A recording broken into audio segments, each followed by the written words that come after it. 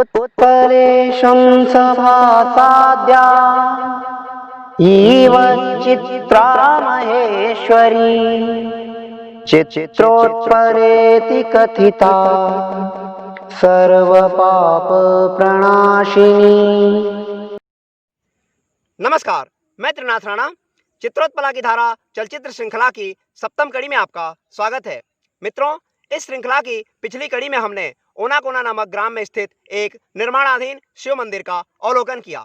आज की इस कड़ी में हम चलेंगे गंगरेल बांध के निकट और वहां दर्शन करेंगे मां अंगारमोती जी का। साथ ही हम गंगरेल जलाशय के निकट स्थित समस्त दर्शनीय स्थलों का अवलोकन करेंगे। तो आइए चलते हैं। गंगरेल बांध हमारे छत्तीसगढ़ के सबसे महत्वपूर्ण बांधों में से एक है। धमतरी के बस स्टैंड से इस स्थान की दूरी 15 किलोमीटर, जबकि रायपुर रेलवे जंक्शन से इस स्थान की दूरी लगभग 90 किलोमीटर है। यह जो मार्ग आप देख रहे हैं, यह ओनाकोना से गंगरेल मार्ग है। यदि हम ओनाकोना का मंदिर दर्शन करने के उपरांत वन मार्ग से गंगरेल की ओर आएँ तो सर्वप्रथम हमें मां अंगारमोती जी के दर्शन करने चाहिए। तो आइए दर्शन करते हैं भगवती अंगारमोती जी का। यहाँ हमें एक भव्य प्रवेश द्वार दिखाई देता है, जहाँ हमारा स्वागत करने के लिए 2 सिंह प्रतिमाएं विराजित हैं।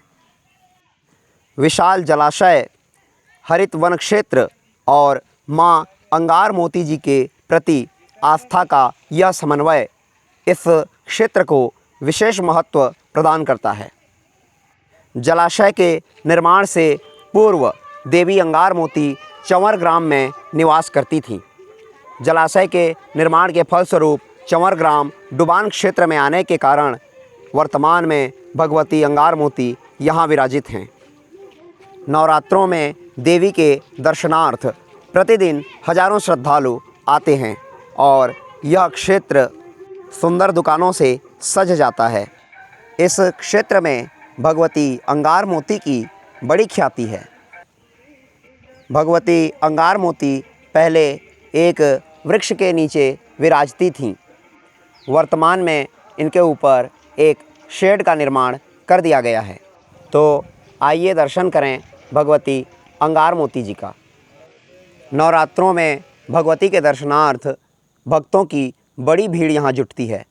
प्रतिदिन हजारों श्रद्धालु माता के चरणों में आते हैं एवं अपनी मनोकामना पूर्ण होने की प्रार्थना करते हैं। भगवती अपना आशीर्वाद सबको प्रदान करती हैं। देवी के दर्शनोपरांत आइए कुछ बातें करते हैं गंगरेल बांध के विषय में।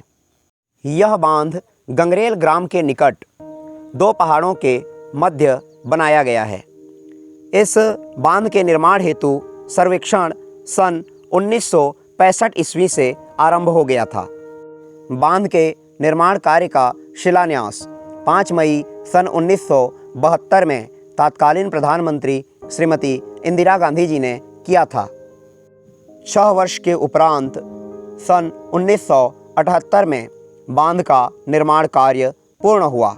बांध के निर्माण के फलस्वरूप बने जलाशय को रविशंकर जलाशय के नाम से जाना जाता है। यह नामकरण स्वतंत्रता सेनानी अविभाज्य मध्य प्रदेश के प्रथम मुख्यमंत्री पंडित रविशंकर शुक्ल जी के नाम पर किया गया है। जलाशय में 55 गांव डूबे।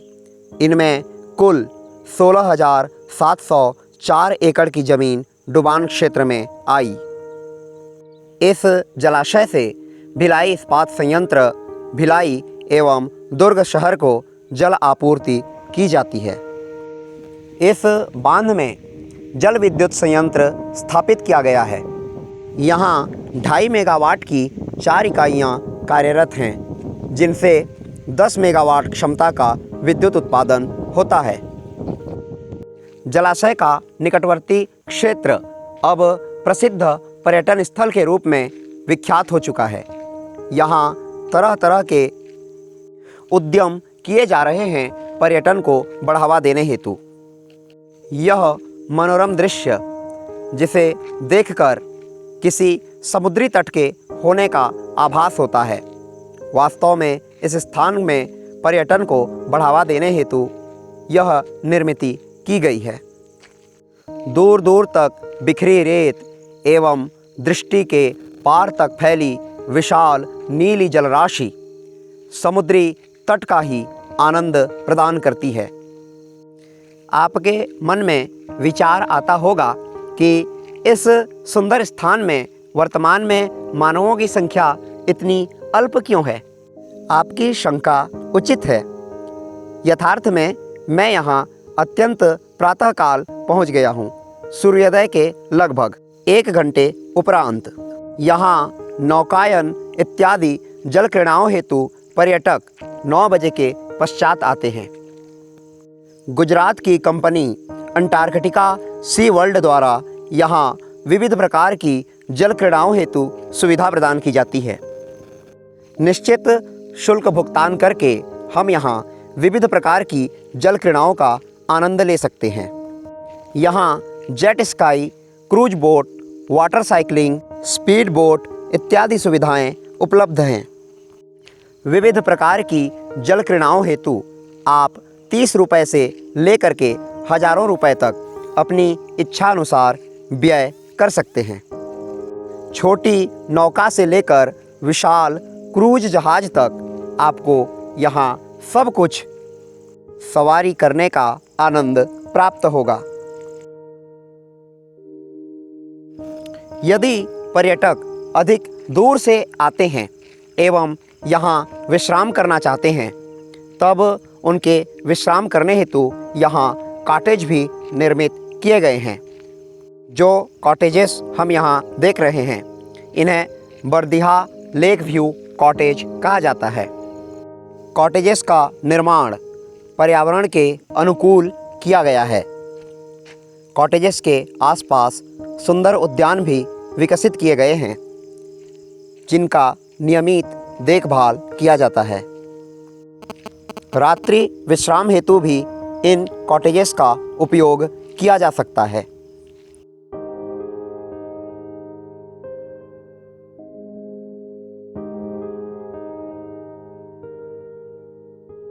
यदि यहाँ रुकने की इच्छा न हो तो भ्रमण करके भी जा सकते हैं।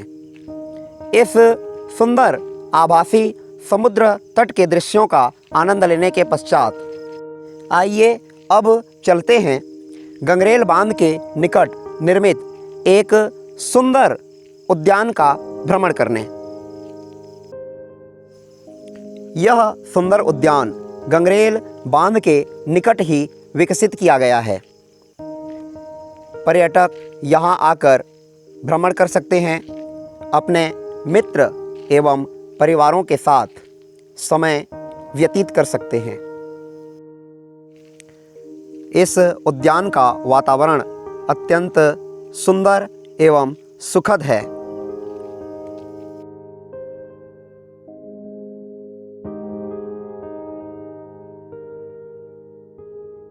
आकर्षक पौधों के साथ ही कृत्रिम झरने भी विकसित किए गए हैं, जो अत्यंत नयनाभिराम हैं।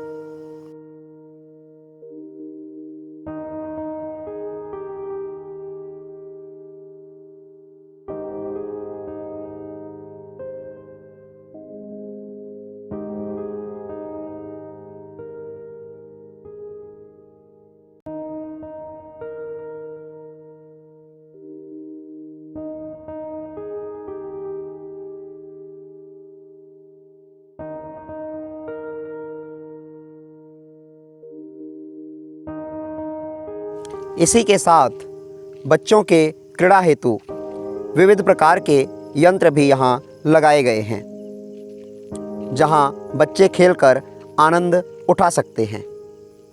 इस प्रकार आज के इस चलचित्र में हमने भगवती अंगारमोती देवी के दर्शन किए।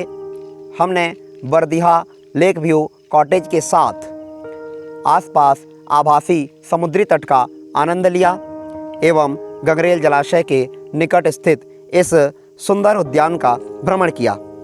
इस श्रृंखला की आगामी कड़ी में हम रुद्री बैराज का अवलोकन करेंगे।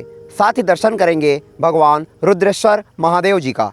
तो बने रहिए हमारे साथ। आपका बहुत बहुत धन्यवाद।